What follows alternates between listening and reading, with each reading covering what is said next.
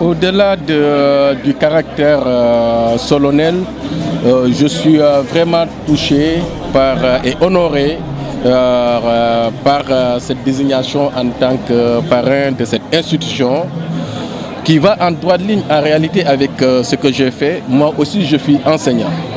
Aujourd'hui, quand vous voyez à Fatick que je prône toujours la politique de l'excellence, de la solidarité et du partage, tout cela, on le voit dans l'enseignement. Je dis que l'enseignement, c'est le policier, c'est le gendarme, c'est le médiateur, il est le tout.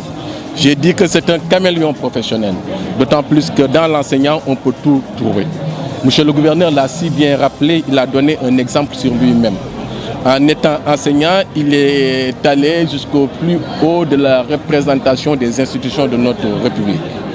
Moi aussi, je le suis. Donc, pour dire aujourd'hui que cette rencontre nous honore, d'autant plus que c'est une plateforme d'excellence qui nous a accueillis aujourd'hui. C'est une plateforme de développement parce qu'on ne peut pas prétendre à un développement sans pour autant compter sur les enseignants. J'ai profité de l'occasion pour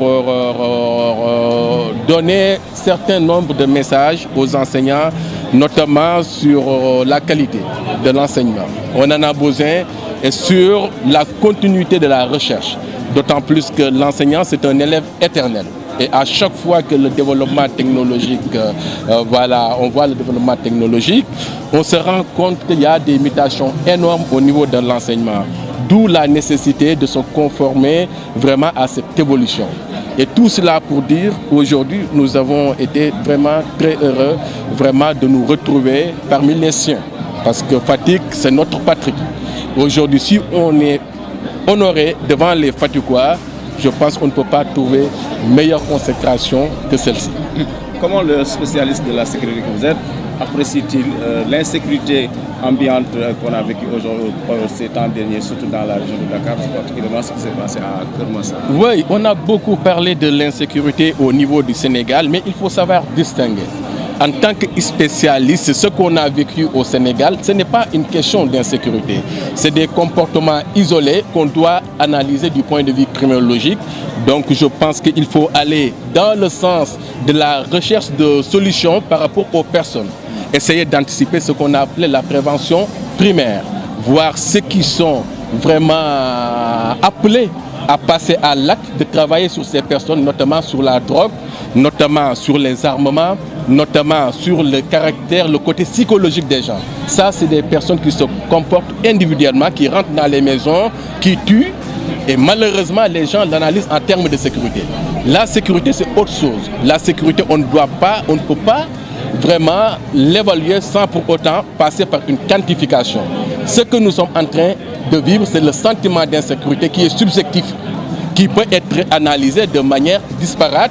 Mais bon, ça c'est le comportement humain qui est là. Quand on voit des meurtres, les gens se sentent en sécurité, en insécurité. C'est tout à fait naturel, mais ce n'est pas l'insécurité, c'est ça qui reflète l'insécurité réelle.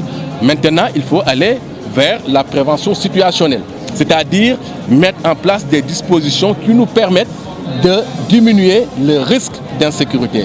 C'est quoi? C'est-à-dire essayer de faire participer les populations par des tables de concertation sécuritaire dans les quartiers.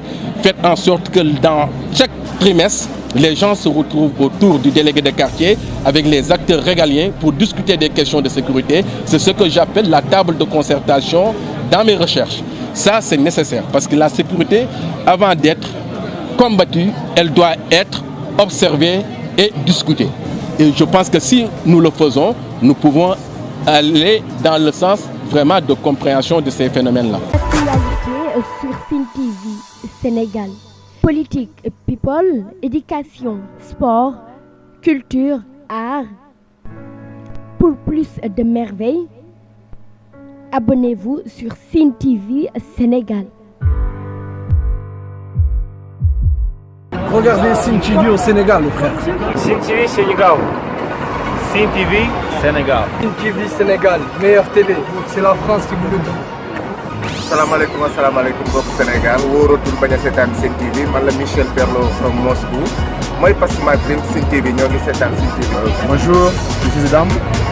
chers téléspectateurs, moi personnellement je vous conseille de regarder Cine TV au Sénégal.